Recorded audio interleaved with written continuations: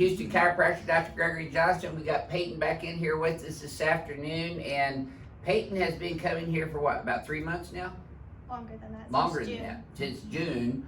And she comes in with her mother, who brought her in initially, and she has a very exotic diagnosis. And it's a very rare diagnosis too. It's called idiopathic intracranial hypertension. It's inside of her nut here, and it feels like a pressure that's exploding inside of her head. She's had headaches every single day for 8+ years now, right? Yes.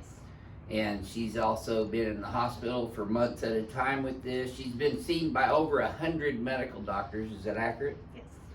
And they have had her on all kinds of different medications, narcotics, and other types of treatments for like spinal meningitis type treatments. And done how many lumbar punctures on you? 12 lumbar punctures. That's where they stick the needle right in between the L3 interspinous ligament right into the cerebral spinal fluid inside of the spinal cord to measure the spinal cord, or sometimes they inject medicine in there too, which is what an epidural is. And none of that really has done much for you, right? No. Would you mind telling our crack addicts worldwide? Now, I didn't diagnose her with idiopathic intracranial hypertension. The medical doctors that she's been seeing over the last 8 years have done that. So she's already been through the whole medical regime of everybody, right? Ophthalmologists, Yes. neurologists, Yes. neurosurgeons, everybody. Yes. And you've been sitting, you told me, I think when you first came in, I remember you telling me you're sitting at a big conference table with medical doctors surrounding y'all, right? Mm-hmm. And talking to them. And she has been coming, would you mind sharing with them why you came to see me after all this stuff? Well, I figured out that part of the pain was probably coming from my neck smushing my a nerve, and so I thought that he would be able to lift it off. And we've been adjusting her on the XYZ axis like you see me. Now, I do some different adjustments on Peyton because I've been trying to pull every trick I have out of the book to help her with this. And I'm not saying today even, and I told them this multiple times, I'm not promising her a cure for this. I have no idea whether this is going to work for her long term or not. She seems to get a little bit of temporary relief. Is that correct? It is correct. Right after the adjustment and in the hours following her adjustment, and sometimes even into the next day or two.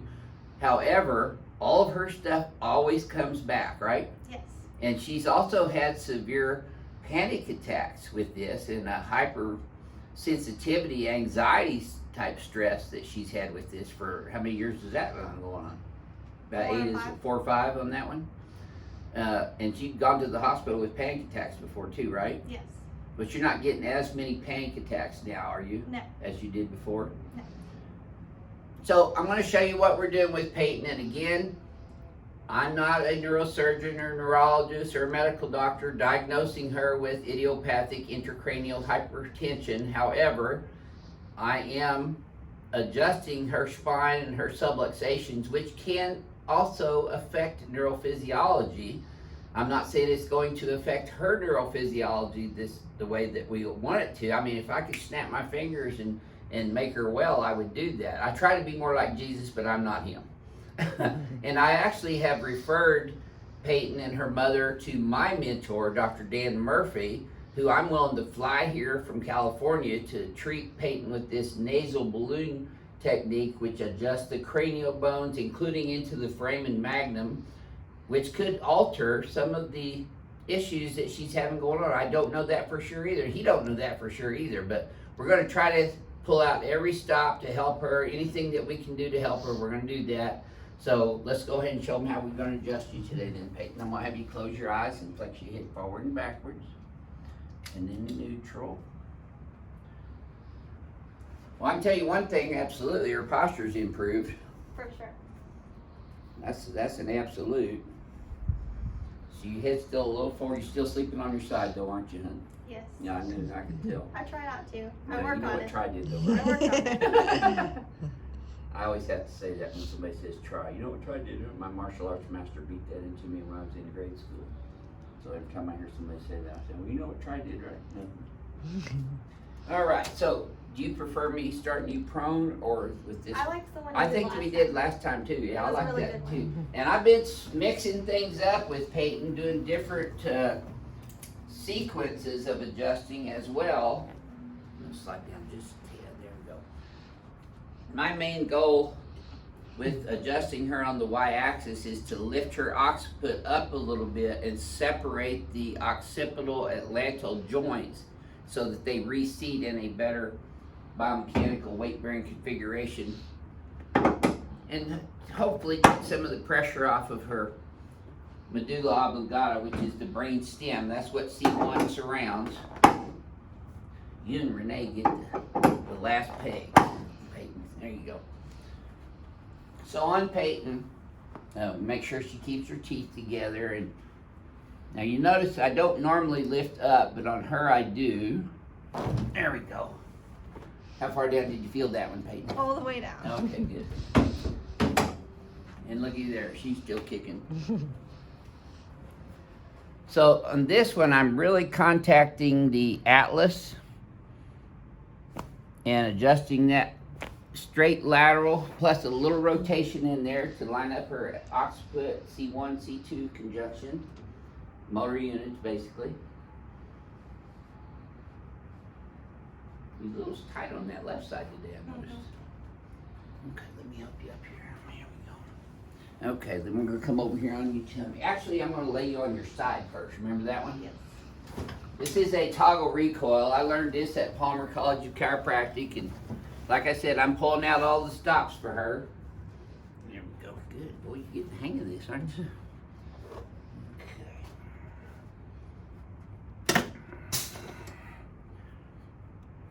There we go, right there. It's kind of like a karate chop to the atlas. But it works. BJ Palmer used it. That's all he used to do. Like I do the ring dinger, he did the atlas adjustment toggle. Did that tighten up in your low back pain? On the left side. Okay.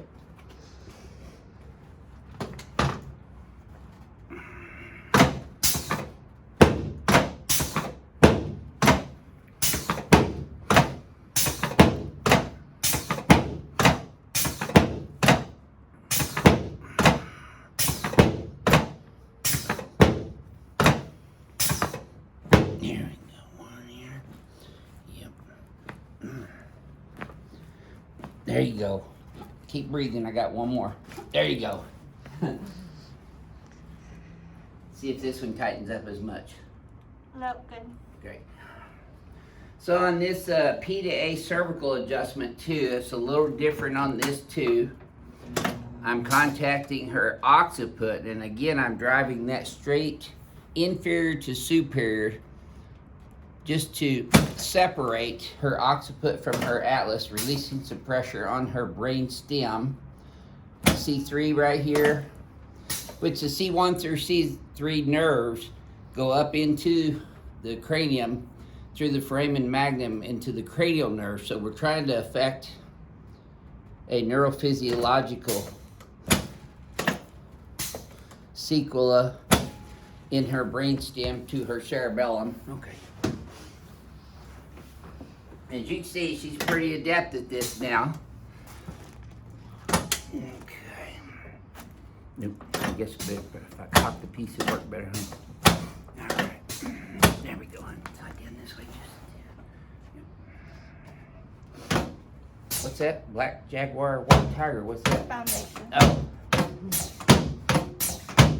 Is that a charity? Mm-hmm. Yeah, for what? Big cats. Big cats. Mm-hmm. Wow. You got a big cat? No. We do. We do. There We go. got 3. They're No, from but 2 of them are tigers. big. Oh, yeah. They're tigers and jaguars. And We got 1 skinny one and 2 big ones. There you go. Oh, big cats. yeah. Jaguars and lions and tigers. Oh my. There we go. There we go. You know, I have to tell you, I've been practicing chiropractic for 39 years, and Peyton is the first time I've ever had a patient come in with that diagnosis of idiopathic intracranial hypertension. I had to go do my research just to see her, Crackhead's gonna love you, Peyton. Alright, let's stand here and shoot you now. Ooh, see, she's standing up even straighter now. See how your head came over to the center? And then when I do this, I'm also getting this right on the suboccipital bone here, driving it straight I to S, inferior to superior, P to A here on the soft tissues of the paraspinal muscles. Okay, and then I hit her atlas with her in a mirror image of her current biomechanical configuration, last like I do every patient. There we go. Whew. She's standing up like a military gal. Looks like she's forward and backwards. I don't know if they let you dye your hair purple in the military though. Probably not. But your mom did. You said she was military, huh? Now I want to commend Joy too, her mom. Jet, excuse me, for bringing her in, because you know what? Parents who try to do everything they can to help their children is, in my book, the best of all. We have a little 10-year-old, her parents brought her here from California this week to LA because they wanted to put Harrington rods in her spine. They brought her to see me first, and she left here with 0 pain. Oh, wow. 3 visits. But I really encourage you, if you have a child and they have a spine or walking around in gravity, they probably should get checked for subluxations. And you know, when you get kids started young like that, they grow up and don't develop all these spinal distortions and problems that we get as we get older, because if you're driving your body around in gravity, it's getting compressed, and if your misalignment is doing that, it's like driving your car down the freeway with the front end misalignment. It's going to wear and tear the tires and the joints. Joints are the joints, the facet joints and the zygapophyseal joints, and then the tires, of course, are your disc in between the vertebrae. Peyton, would you mind sharing with them how you feel right this very second after your first adjustment here, or your second, 15th? Much better. After this adjustment. Well, don't just tell them that. I mean, tell them what you really feel. I mean, she still gets headaches. Yeah, she like, doesn't leave here pain-free every time. It's at least, I want to make that clear. 3 levels better. So it was at a 6, so now it's at 3. Yeah, so that's 50% improvement in just this one adjustment. So, you know, again, I'm not saying that we're going to cure her of this idiopathic intracranial hypertension, but at least she's given chiropractic an opportunity, because we're checking her and adjusting her subluxations, and that does affect the nervous system, because the nervous system is housed inside the spine, goes right up into the brain through the medulla oblongata into the cerebellum. So, I mean, I can sit here and talk neurology with you all day long, but it's really rewarding for me to treat severe patients like Peyton, because it's a challenge first and foremost. You're probably one of my most difficult patients, not personality-wise, but condition-wise. Jet, would you like to say anything to these guys about what you feel has occurred since she's been coming in here? Well, I just am amazed, because all of these medical doctors have tried to help her with all these medications and surgeries and everything, and he is the first person to ever help her. And on the first visit, she had immediate relief. It's not a total fix, but she's gradually progressing and getting better and better with each visit. So I'm just grateful that he has the amazing hands and knowledge that he does. He's fantastic.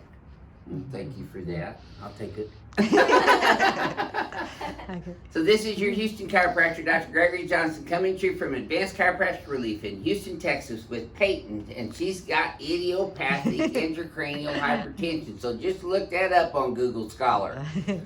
Listen, we'll see y'all soon.